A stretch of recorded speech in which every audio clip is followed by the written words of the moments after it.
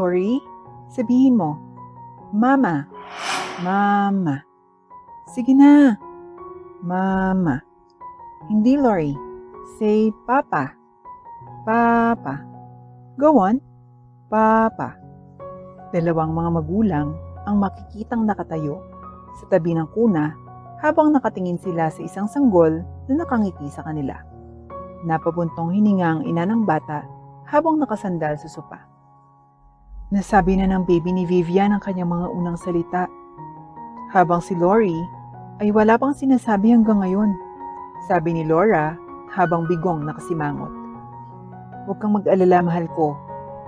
Sigurado akong malapit nang masabi ni Baby Lori ang kanyang mga unang salita. Kailangan lang nating maging matyaga, sabi ng ama ng bata habang nakaupo sa sopa at ipinatong ang ulo sa kandungan ng asawa. Tama ka. Salamat, mahal. Nakangiting sabi ni Laura. Nanahimik sila saglit habang tahimik na minamasdan ang presensya ng isa't isa nang biglang may narinig silang katok sa pinto. May hinihintay ba tayo? Tanong ni Laura habang nakatingin sa asawa. Saglit na nag-isip si Nelson bago siya biglang napatayo na parang nabigla. Hala, nakalimutan kong bibisita pala si Mama. Sigaw ni Nelson habang tumatakbo papalapit sa salamin at sinimulang iistilo ang kanyang buhok at ayusin ang kanyang damit upang maging mukhang presentable siya. Gulat na napatingin si Laura sa asawa at biglang tumayo din. Ha? Bakit hindi mo sinabi sa akin? Hindi ako nakapaghanda ng hapunan. At mukhang nagmarathon lang tayo. Ang dungis nating dalawa. Bulalas ni Laura habang inaayos din ang kanyang itsura. Tuloy-tuloy ang katok sa pinto at nang matapos ang dalawa sa pag-aayos ng kanilang mga sarili, ay binuksan na nila ito. Mama Geraldine, hello po. Nakangiting bati ng dalawa habang nakatayo sa harap ng matandang babae. Nakataas ang kilay ni Madam Geraldine habang tinitingnan niya ang dalawa. Bakit ganyan ang itsura niyong dalawa? Hinaplos ni Nelson ang likod ng kanyang sariling lieg habang si Laura ay patuloy na awkward na nakangiti. Napabuntong hininga si Madam Geraldine bago pumasok sa loob ng bahay. Kumusta ka, my dear Laura? Sana naman ang aking anak ay hindi masamang asawa. Kung magtaas siya ng kamay sa iyo, sabihin mo sa akin. Ako na mismo ang haharap sa kanya. Sabi ni Madam Geraldine, sabay abot ng bag niya sa anak niyang si Nelson.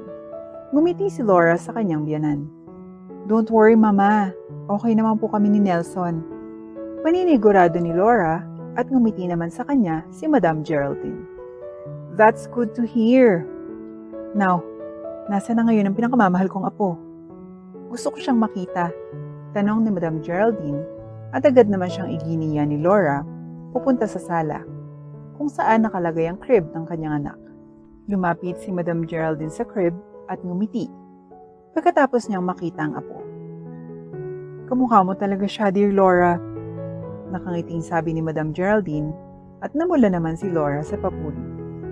Salamat, Mama. Nakangiting sabi ni Laura at namumula pa rin ang pisngi sa papuri ng biyanan. Nelson, ano nga ang pangalan ng iyong magandang anak?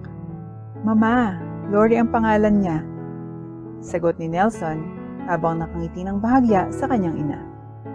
Balang araw, ang magandang batang ito ang magmamana ng aking kapalaran. Sabi ni Madam Geraldine habang nakangiting nakatingin sa bata.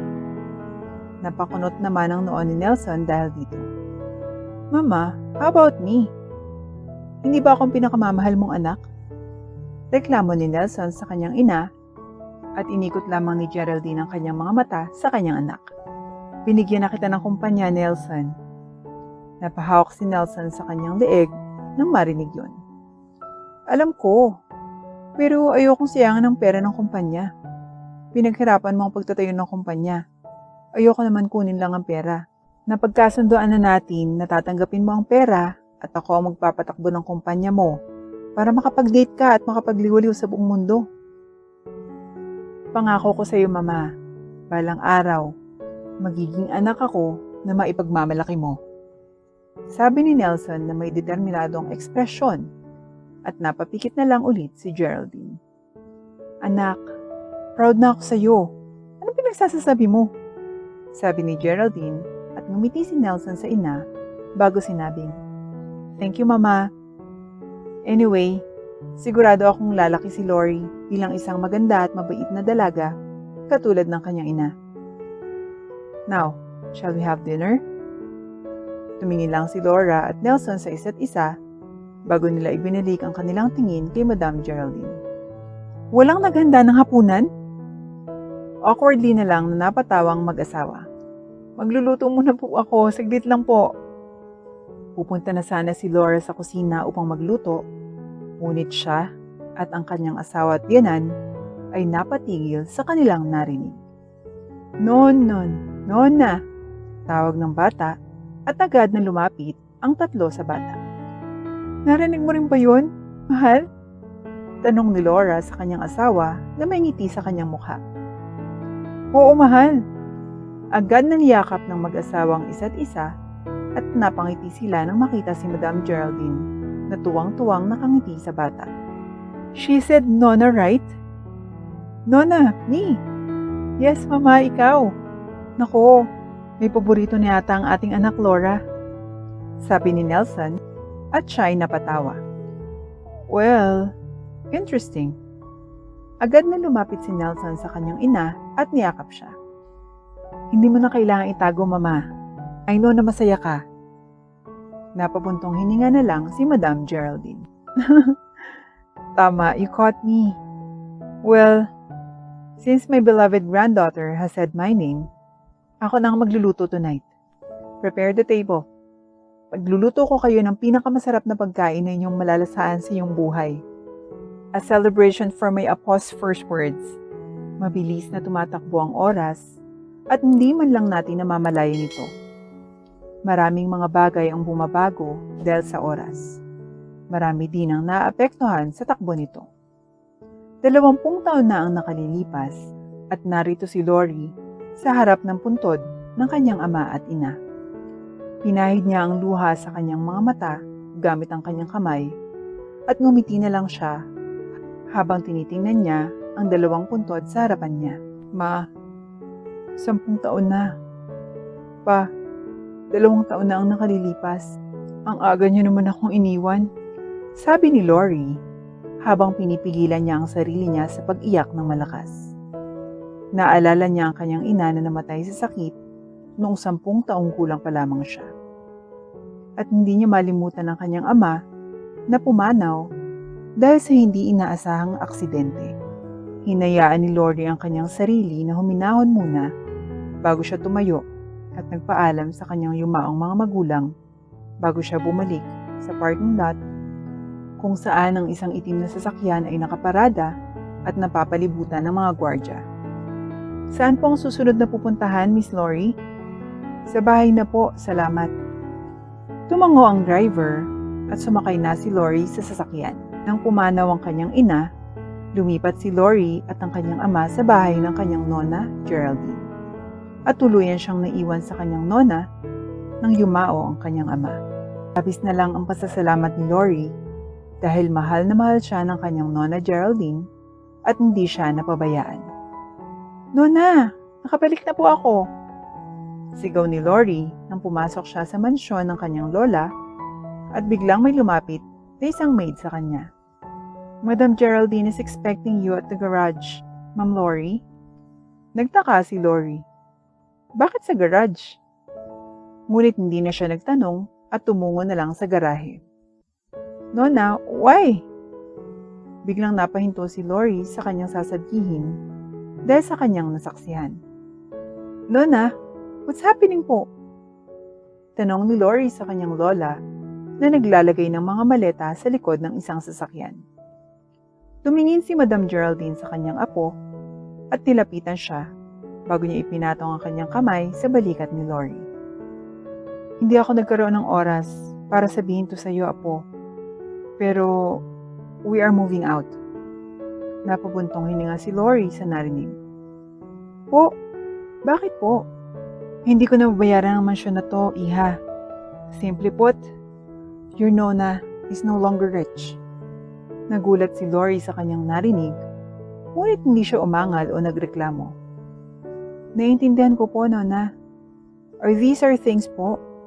Tanong ni Lori, sabay turo sa mga maleta. Yes, Apo. All your belongings and clothes ay naayos na at nakalagay na dito sa maleta. Sorry I was not able to tell you since very sudden ang ating eviction from the mansion. I hope naintindihan mo. Agad na napangiti si Lori sa kanyang lola. I do, Nona. And I understand. Tumango si Geraldine sa sagot ng kanyang apo bago isinara ang likod ng sasakyan. Well then, if that's understood, then let's go. Sabi ni Geraldine bago siya pumunta sa harap ng sasakyan. Tumingin muna si Lori sa mansion at nadismayan ng kaunti. Ngunit sumunod siya sa kanyang nona at pumasok na sa sasakyan. Malayo ang binyahe ng dalawa hanggang sa dumating sila sa harap ng isang maliit na bahay malayo sa syudad. May iba pa akong naiwan na gamit sa mansion, but it will be delivered tomorrow, so don't worry. From now on, we will be staying here, Apo. Sabi ni Geraldine at napatingin ang dalaga sa bahay. Agad naman siyang tumingin sa kanyang lola at ngumiti. I love the house, Nona. Napangiti si Geraldine sa sinabi ng kanyang apo. Tumulong si Lori sa pagdadala ng mga maleta sa loob ng bahay at bumagsak siya sa sopa na pagod pagkatapos ang kanilang ginawa. Tumingin siya sa buong bahay at napaisip na ito na ang bagong buhay ko. Lumipas ang 7 araw at nakapag-adjust na si Lori sa kanyang bagong buhay. Inaamin niya na namimiss niya ang kanyang kwarto at buhay sa mansyon ng kanyang lola. Ngunit hindi naman siya nagrereklamo dahil mapayapa ang kasalukuyang buhay niya. Apo, dinner's ready.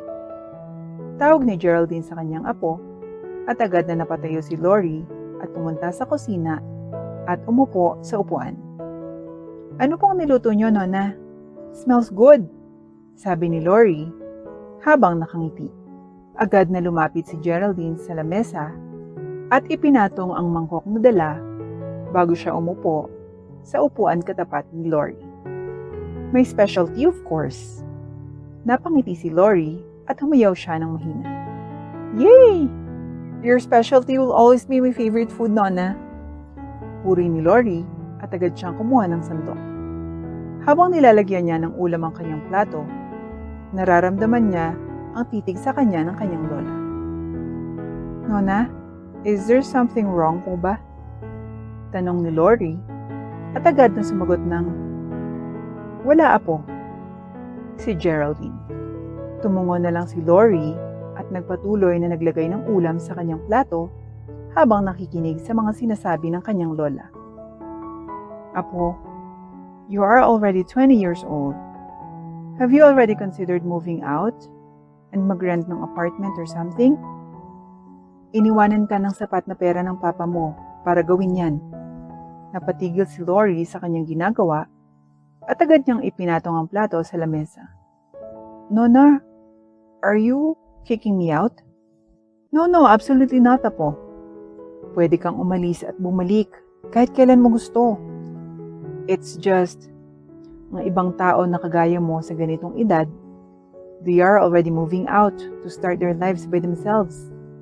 I was just wondering if naisip mo din ba yun at some point. I mean, mahirap na ako, Apo. I can't give you expensive gifts anymore. Wala na tayong backyard pool o mga yaya to assist us. But if gagamitin mo yung pera na iniwan sa'yo ni Papa Nelson mo, I'm sure you would be able to go back to that life of luxury. And eventually, your business will take off and you will be successful. Napatingin na lang si Laura sa sahig bago siya biglang tumayo at lumapit sa kanyang lola. Naggulat ang matanda nang bigla siyang niyakap ng kanyang apo. Lori, Apo, what's wrong? Isang tulo ng luha ang dumaan sa pisngi ni Lori at niyakap niya ng mahigpit ang kanyang lola. Nona, the offer is tempting. If I were to leave the nest, totoo nga, the money na iniwan sa akin ni Papa would be enough to make me enjoy luxury. Pero alam mo, Nona, even if I am capable of doing that, hindi ko gagawin yun. Kasi Nona, Ayaw kitang iwan eh. At tuluyan nang umiyak si Lori. Nataranta ang matanda sa kanyang umiiyak na apo at agad niyang hinila si Lori upang patahanin. Apo, it's all right. If you want to leave, you can leave naman. No! Sigaw ni Lori at nagulat si Geraldine. I'm sorry for shouting, Nona. Pero hindi ko kayang gawin yan. I can never leave you. Even if pilitin mo akong umalis. Sige ka, Nona. Ididikit ko talaga yung sarili ko sa dingding. Napatawa ang matanda sa sinabi ng kanyang apo. Hindi mo talaga ako pababayaan? Sabi ng matanda habang pinupunasan niya ang mukha ng kanyang apo na puno ng luha. Opo, Nona. You're the only family I have left. Hindi kita pababayaan. Napabuntong hininga na lang ang matanda. Then I guess the little experiment ends here. Nataranta ang dalaga sa sinabi ng kanyang lola at nagulat siya nang biglang may kinuha si Geraldine na isang papel sa ilalim ng lamesa. You truly are worthy. Just like I expected, Apo. So this is for you. Sabi ni Geraldine, sabay bigay ng papel kay Lori. Nagulat ang dalaga nang tinanggap niya ang papel at nabasa niya ang laman nito. Nona, ito ay... Yes, Apo. Ang 6 na ektaryang lupain ko, sa'yo na yan. Pinapamana ko na sa'yo. Nona! And also, babalik na tayo sa mansyon. Oh! Gulat na sabi ni Lori at napatawa si Geraldine sa kanya. Apo, I apologize for lying to you. Pero hindi ko talaga binenta ang mansyon at hindi ako nalugi sa kumpanya or anything. This was all a test to prove your worth. And I'm happy na hindi ako nagkamali sa naging desisyon ko. You truly deserve this. Sabi ni Geraldine habang nakangiti at hindi alam ni Lori kung matutuwa ba siya o iiyak ulit. Now finish your food and help me mag-impake later para makabalik na tayo sa mansyon. I'm sure you miss the indoor swimming pool. Napangiti lang si Lori at napatawa sa kanyang sarili at agad niyang niyakap muli ang kanyang lola at hinalikan sa pisngi. Thank you so much, Nona. I love you. I love you too, my beloved Apo.